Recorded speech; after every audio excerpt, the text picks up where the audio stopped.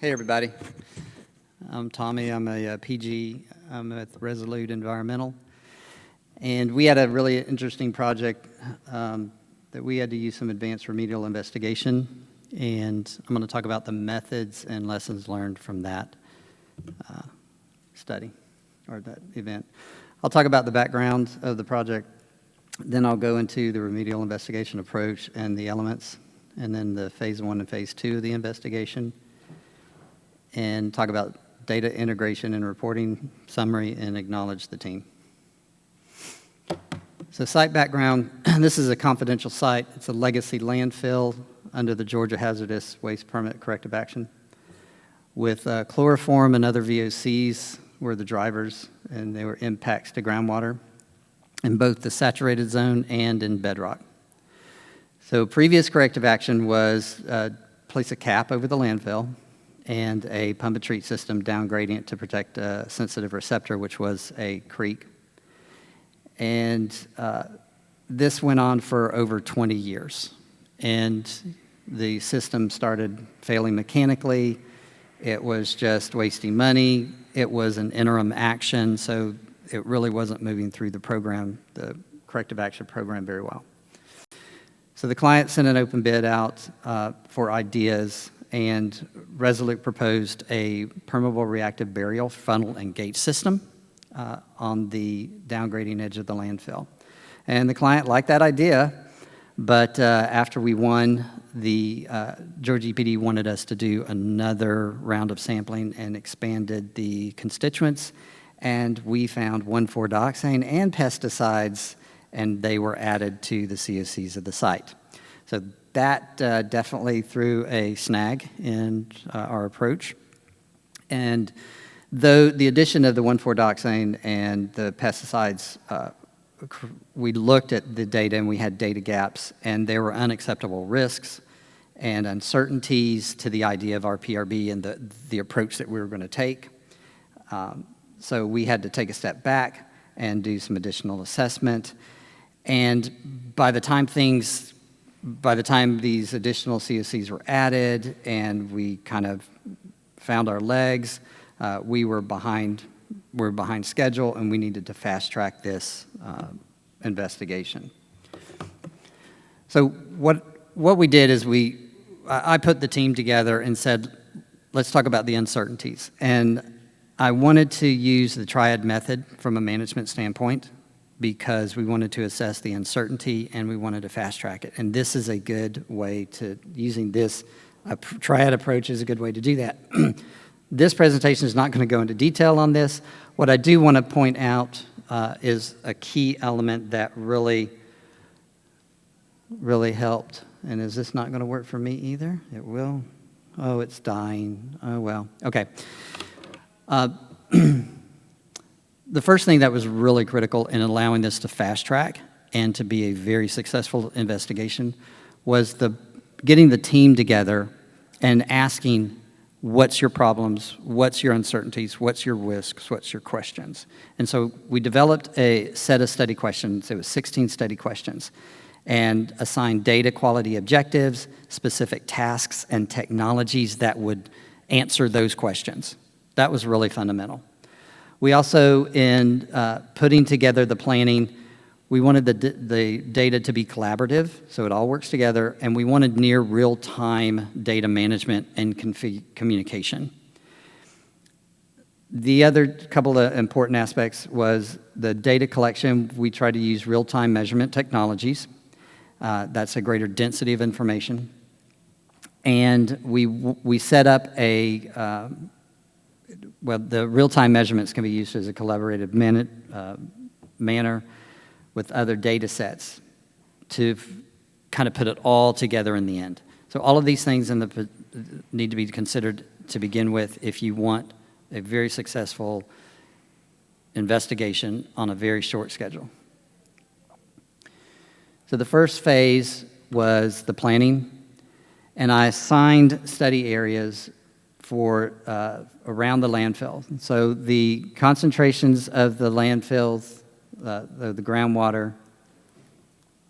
This is annoying. I tested this right before we came up. So Area A is where the highest concentrations of groundwater are seen at the site. This is the outline of the landfill. And so Area B1, B2, B3, and Area C. And all of these had different objectives, different approaches, and different data quality sets. So in the planning, we signed the study areas, the data management plan, the procurement, scheduling, data quality objectives, and we conducted a hydraulic profiling tooling investigation around the entire landfill in all of those areas. Hydraulic profiling tooling, we'll get into more of the elements later. Phase 2 was soil vapor investigation, geotechnical investigation, geophysical investigation, discrete groundwater sampling, and groundwater modeling.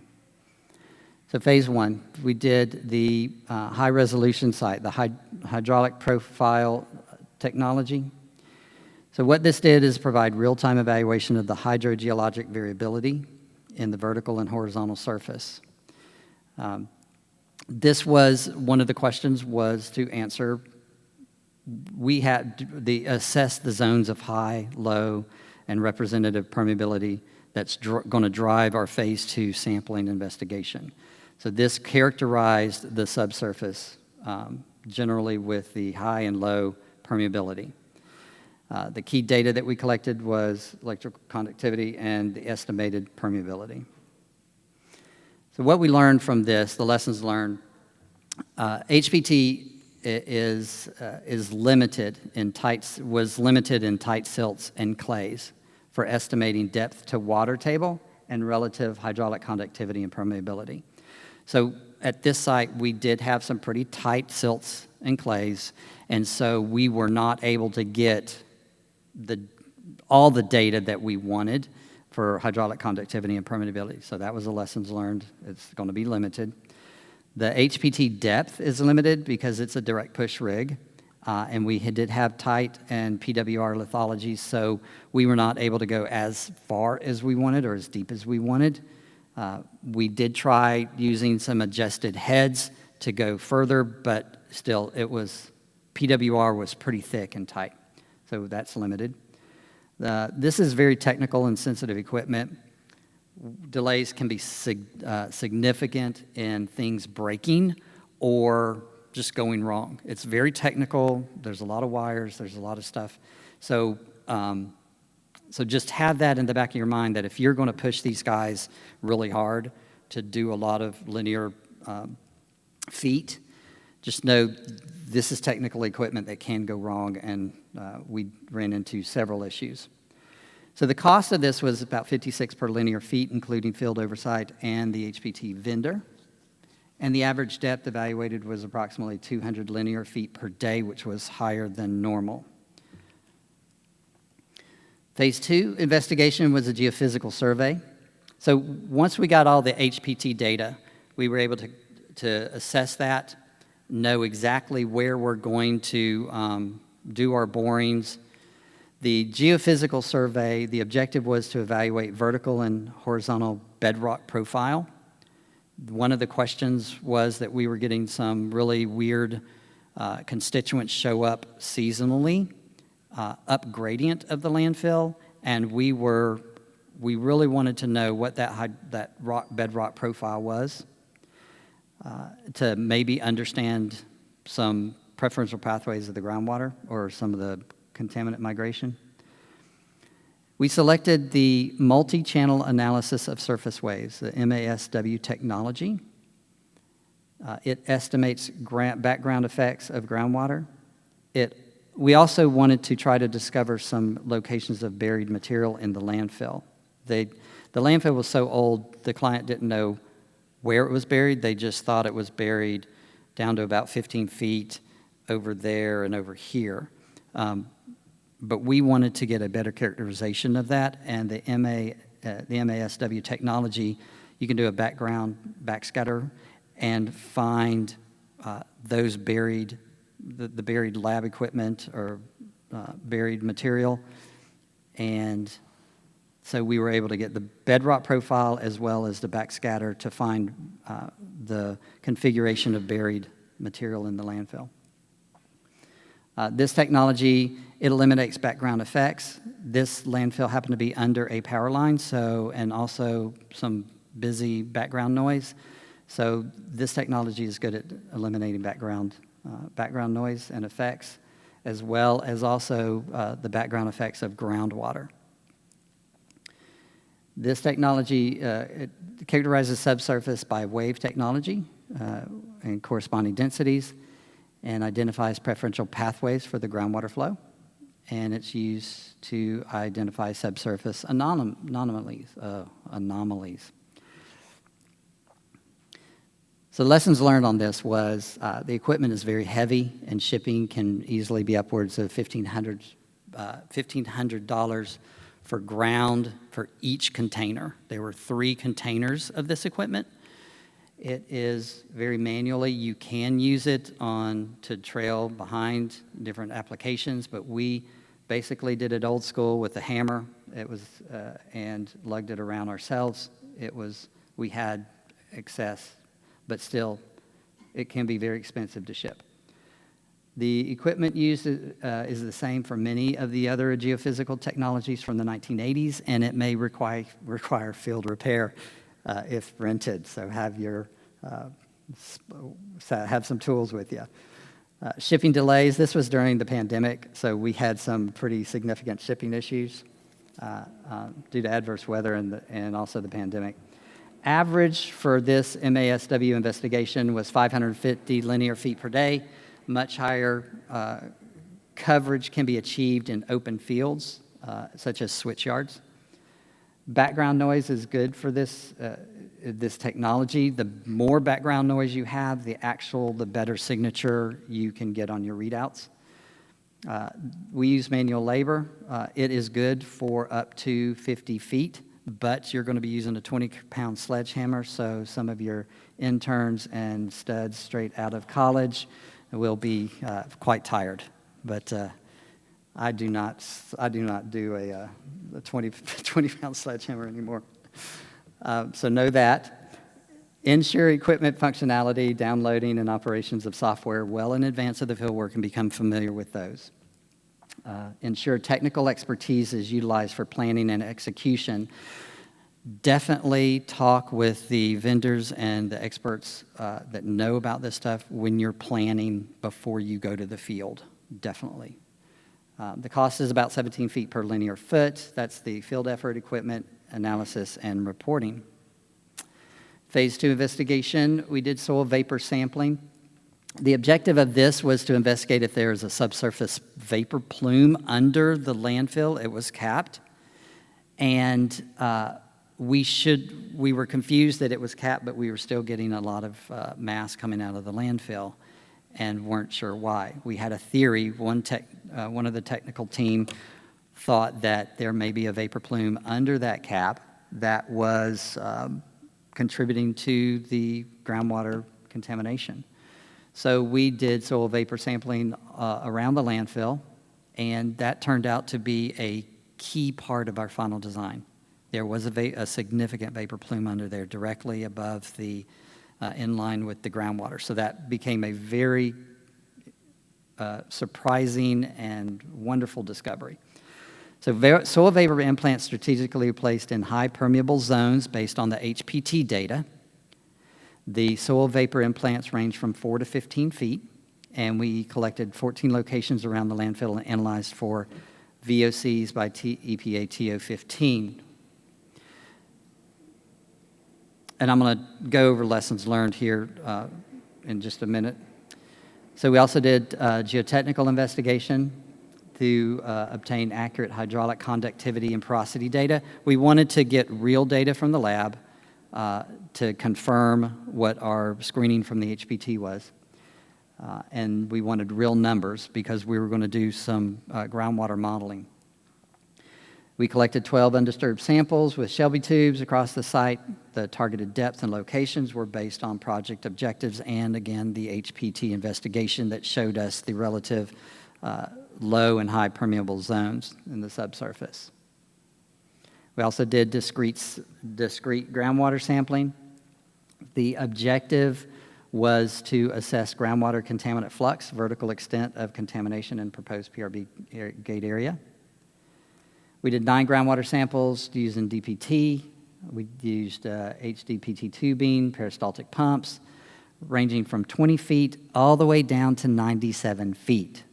If you're asking how did we do a peristaltic pump down to 97 feet, we did, and it was we'll talk about that.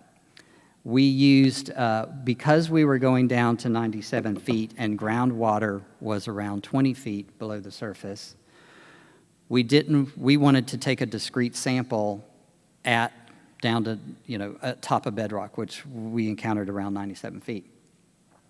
So the idea was we put plastic wrap, and if you look on the auger down at the knee level, you can see some plastic wrap around the auger there. We put plastic wrap around the joints so that it minimized any infiltration of groundwater into the auger, and that worked extremely well.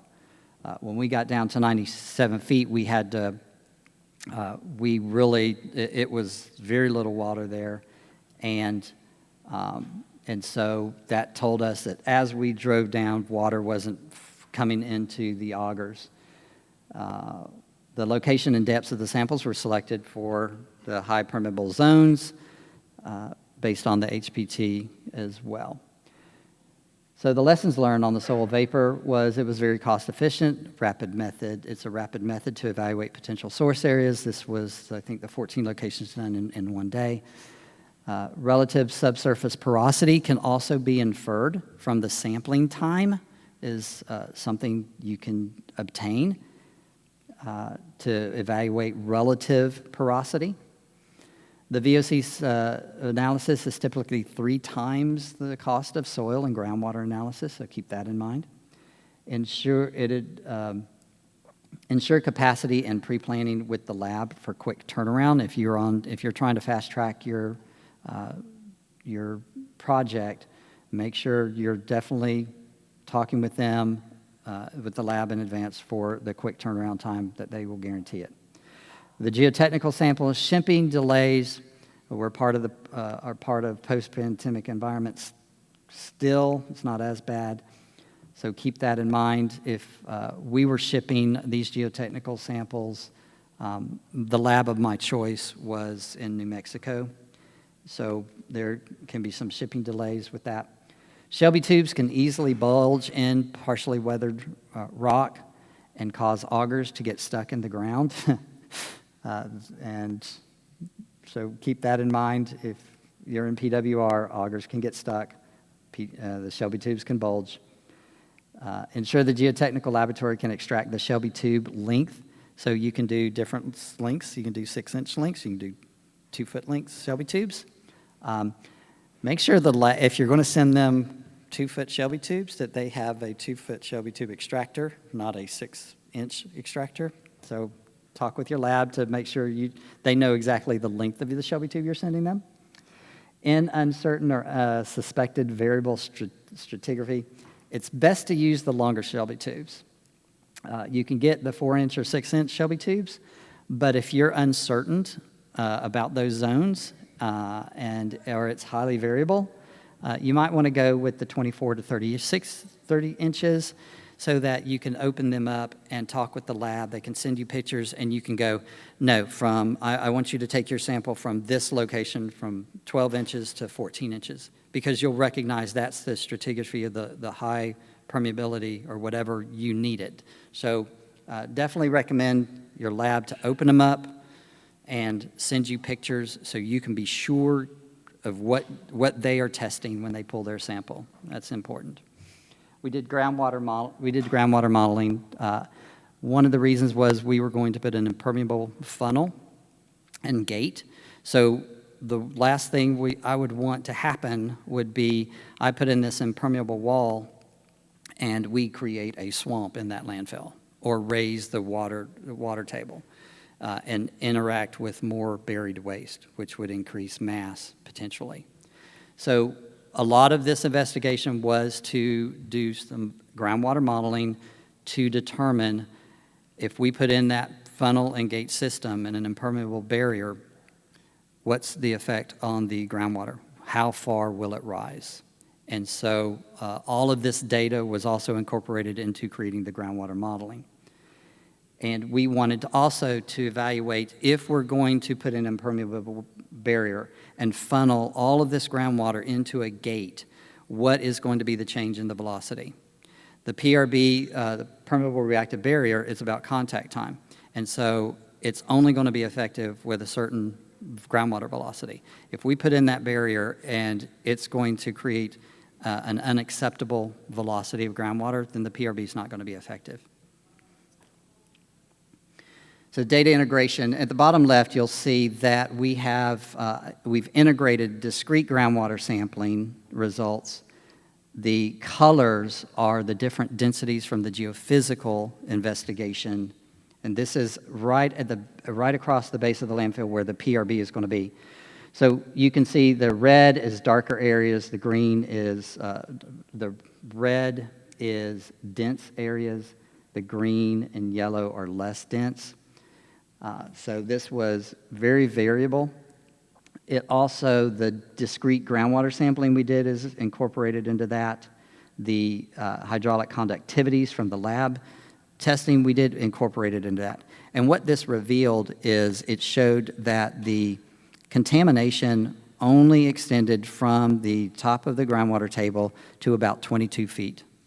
So we did not have to have that permeable. It told us where the permeable reactive barrier needed to extend. And it also told us if we're going to put in that permeable reactive barrier or an impermeable wall, the red was showing us densities that were going to be very difficult for, say, a clamshell to go down. And so this was really critical information for the final design. When we all put it together, it gave us a really good cross-section. So in summary, we tailored the triad approach to as a management tool.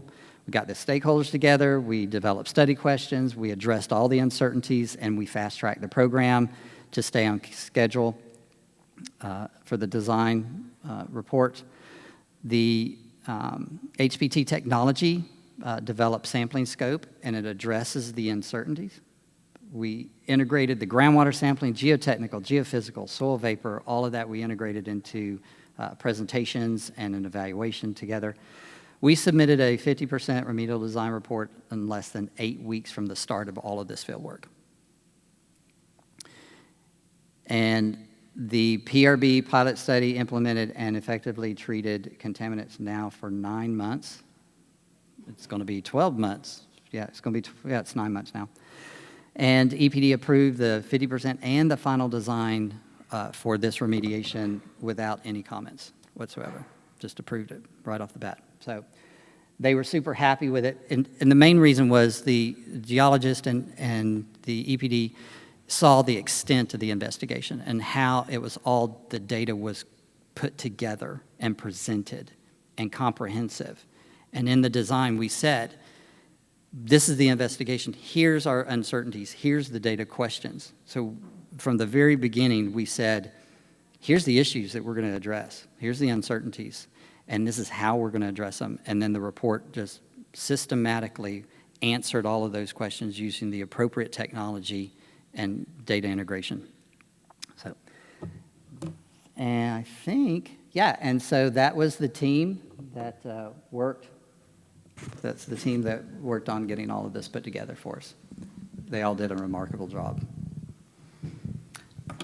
And that's it. Has anybody got questions? I know there was a lot in there. There's probably 5 or 6 presentations in that presentation alone that could go into deeper depth.